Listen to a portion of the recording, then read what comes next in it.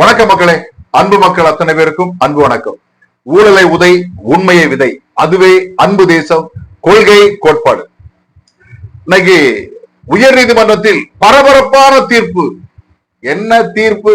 31 பேருக்கு வேலை கொடுத்தது, அரசு ஆணை கொடுத்தது செல்லாது.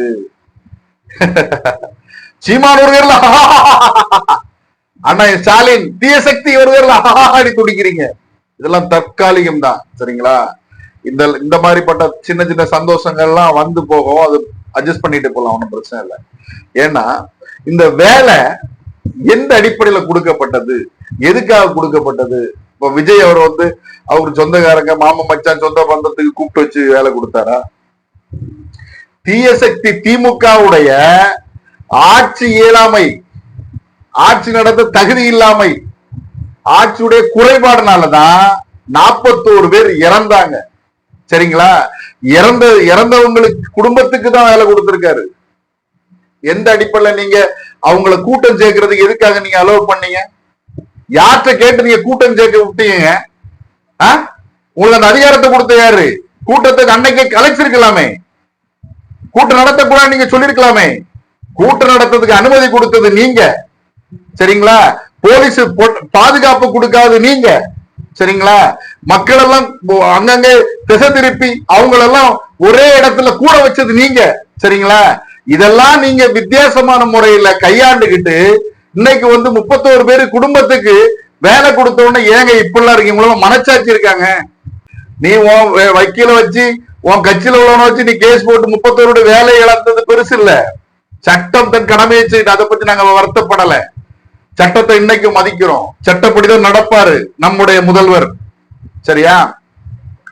கையாலாகாத தனம் அரசு கடந்த ஆட்சியில கையாலாகாத தனத்தால 41 பேர் இறந்ததை ஒத்துக்கொள்ள முடியாத 41 உயிர் போச்சுங்க.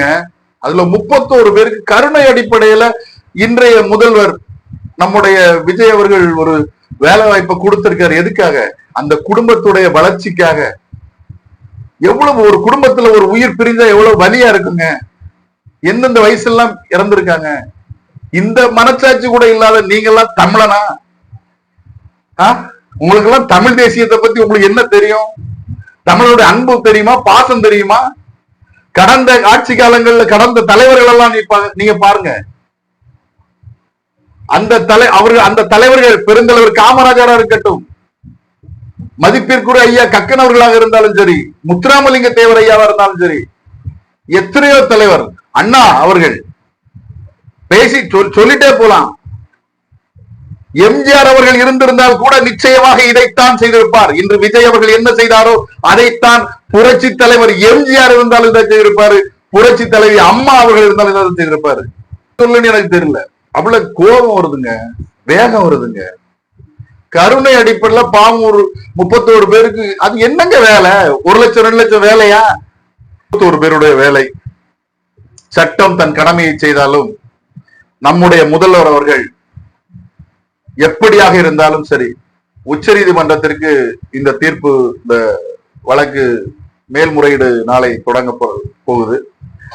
மேல்முறையீடு செய்து உச்ச நீதிமன்றத்தில் என்ன அடிப்படையில் எதற்காக வேலை கொடுத்தாங்கிறது நம்முடைய முதல்வர்களோடு சார்பாக அங்க பேசப்படும். நிச்சயமாக இந்த வேலை அவர்களுக்கு உறுதி செய்யப்படும். ஒருவேளை இந்த வேலை அவர்களுக்கு கிடைக்கவில்லை ரத்தானா கூட முதல்வர் அவர்கள் டிஎன்பிசி எக்ஸாமை தாண்டிய வேலை வாய்ப்புகள் இருக்கு. அந்த வேலை வாய்ப்பையாவது நிச்சயமாக நம்முடைய அன்பு சகோதர அந்த உள்ளங்கள், நல்ல உள்ளங்கள், வேலை கிடைத்து வேலை பார்த்துட்டு இருக்க அந்த நல்ல உள்ளங்களுக்கு நிச்சயமாக அரசு வேலை, அரசு பணி நிச்சயமா நம்முடைய முதல்வர் கொடுப்பார் என்பதை உறுதியா சொல்றோம். அடுத்தால சீமான் அவர்களுக்காக ஒரு கேள்வி, ஒரு வித்தியாசமான ஒரு இல்ல, உண்மைதான்.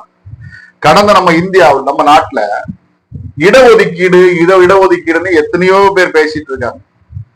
இடஒதுக்கீடு அடிப்படையில நம்முடைய பிள்ளைகளுக்கு வேலை கிடைக்குதா? யாரு கொடுக்கிறா?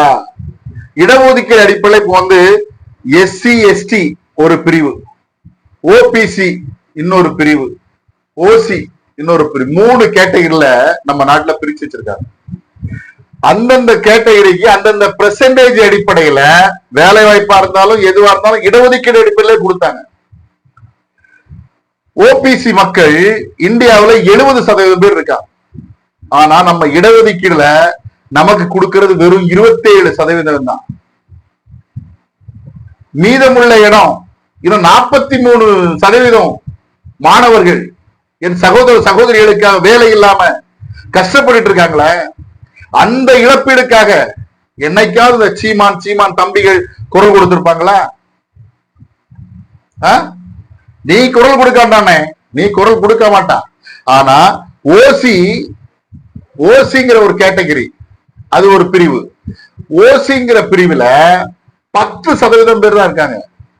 அவங்களுக்கு 10% பேர் இடஒதுக்கீடும் பொதுவிலே வர்றாங்க. சரிங்களா? அப்ப நமக்கு ஓபிசி மக்களுக்கு 70% பேருக்கு 70% கொடுக்கணும், பொதுவிலே வரணும்ல. அப்ப இதெல்லாம் பொதுவா சரியான ஒரு விளக்கமா? அப்ப இதுலலாம் நம்மளுடைய பிள்ளைகளுடைய வேலை வாய்ப்பு பறிக்கப்படுகிறத அதெல்லாம் யாருக்கும் தெரியாதா? டிஎன்பிசி எக்ஸாம் தான் எல்லாரும் எழுதுறோம், எழுதிட்டு வேலை வாங்குறோம். வேற நீட்டு வேண்டான்னு எதுக்கு வேணும்னா சொல்லிடுறீங்க? நீட்டு வேணும்ல, அப்பதானே நம்மளுடைய பிள்ளைகள் சரியா ஏழை எளிய மாணவர்கள் எந்த வேறுபாடு இல்லாம எல்லா பிள்ளைகளும் டாக்டர் ஆகும். அதையே அப்ப போராட்டம் பண்ண. நான் ஒரு சாமானியனா தாங்க பேசிட்டு இருக்கேன். எனக்கு ஒரு சில நேரம் ரொம்ப எமோஷன் ஆயிடுவேன்.